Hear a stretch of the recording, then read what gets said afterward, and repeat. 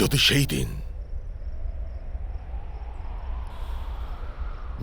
সেই দিন ক্রীড়া উৎসবে আমি শূদ্রের পরিবর্তে ক্ষত্রিয় বলে তোমায় মেনে নিতাম,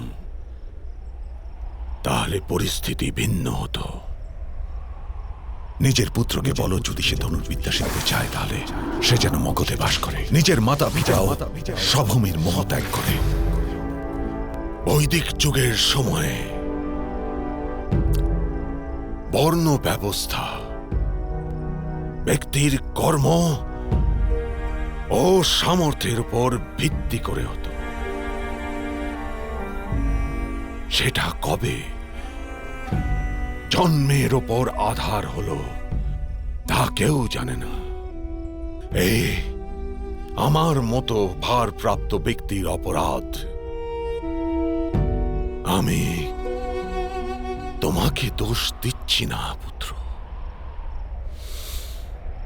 কিন্তু এখন সবকিছু জ্ঞাত হওয়ার পশ্চাতে তুমি এই যুদ্ধ ত্যাগ করতে পারো পুত্র।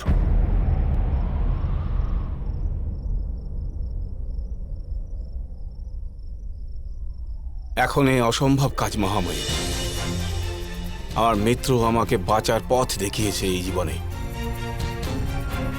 তাকে ত্যাগ করে এখন আমি তার মৃত্যুর কারণ হতে পারি না। যা তুমি উচিত মনে করো তাই করো। নিয়তি স্বয়ং নিজের নির্মাণ করে নেয় পুত্র। আমার বা তোমার ইচ্ছায় অনিচ্ছায় কি হতে পারে? আমি তোমাকে বিজয়ের আশীর্বাদ করতে পারবো না, কিন্তু যদি অপর কোনো আশীর্বাদ প্রার্থনা করতে চাও তো অবশ্যই বলো। ব্যাস এই আশীর্বাদই করুন মহামহিম। আমি জীবনভর কেবল সম্মান প্রাপ্তির জন্য সংঘর্ষ করেছি। আমার মৃত্যুর পশ্চাতে সমাজে আমার নাম সম্মানের সাথে নেওয়া হয় যেন। ব্যাস এরূপ আশীর্বাদ করুন আমাকে। আশীর্বাদের দ্বারা সম্পত্তি প্রাপ্তি হতে পারে, কখনো কখনো সামর্থ্য প্রাপ্তি হয়ে যেতে পারে, কিন্তু আশীর্বাদের দ্বারা সম্মান প্রাপ্তি হতে পারে না পুত্র। যদি সম্মানের ইচ্ছা থাকে তবে বিজয় হেতু যুদ্ধ করো, বধ করার জন্য নয়। মানুষকে বধ তো ছল অথবা কপট দ্বারাও করা যায়, কিন্তু বিজয় প্রাপ্তি করার জন্য সামর্থ্যই লাভজনক হয়, আর তাতেই সম্মান প্রাপ্তি হয় পুত্র। এই আমার আশীর্বাদ, যদি তুমি নিজের সামর্থ্যের উপর বিশ্বাস রাখো আর ছল অথবা কপটতার প্রয়োগ না করো, অবশ্যই তোমার সম্মান প্রাপ্তি হবে পুত্র।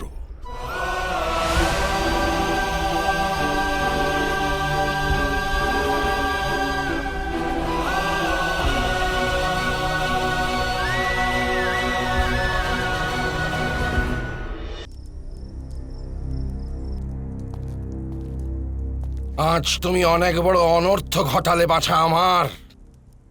গুরু দ্রোণের স্থানে অঙ্গরাজকর্ণকে স্বরসেনাপতি নিযুক্ত করে তুমি অত্যন্ত অধর্মের কাজ করেছ।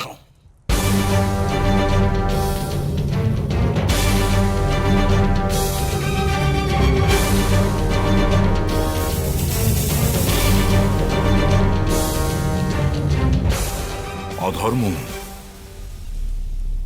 অধর্মে আপনি ভয়ভীত হন মামাশ্রী?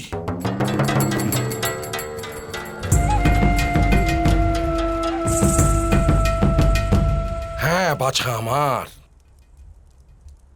কারণ আমার কাছে ধর্মের ব্যাখ্যা ভিন্ন। যার দ্বারা লাভ হয় তাকেই আমি ধর্ম বলে মানি। আর আজ তুমি নিজের ক্ষতি নিজেই করলে। মামাশ্রী, আপনার আমার মিত্রের ওপর কখনো বিশ্বাস ছিলই না। সত্যই বিশ্বাস নেই বাছা আমার, বিশ্বাস নেই আমার। প্রথমত তোমার মিত্র ধর্মের বন্ধনে আবদ্ধ, আর দ্বিতীয়ত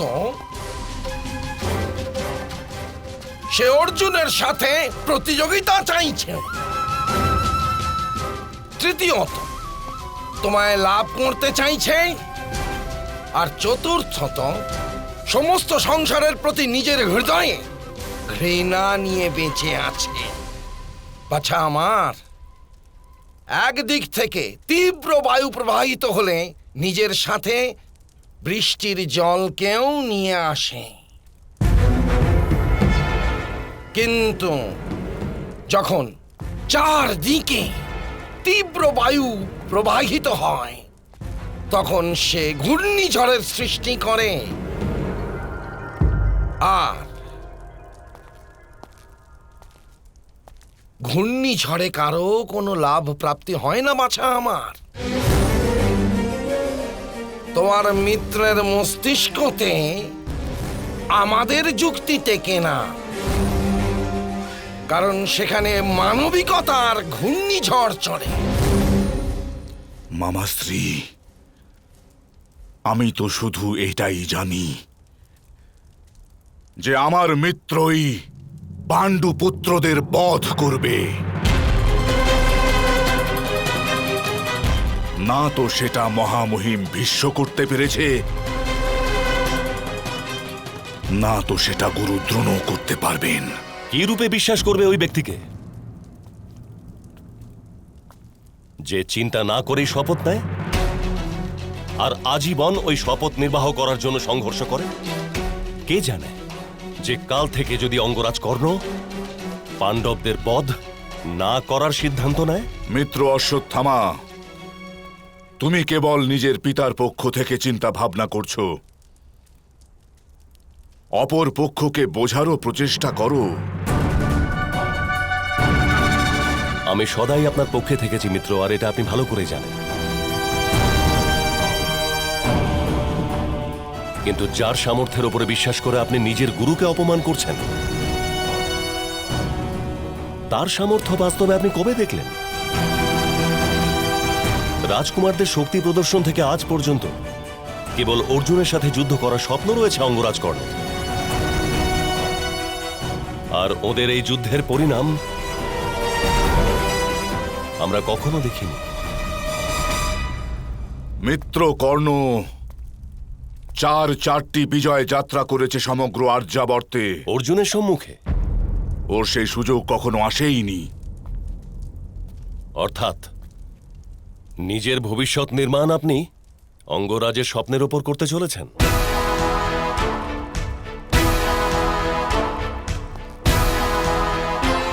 বাছা আমার, গুরুপুত্র উচিত কথাই বলছেন। মহাগুরু দ্রোণের রণভূমিতে উপস্থিতি লাভদায়ক হবে।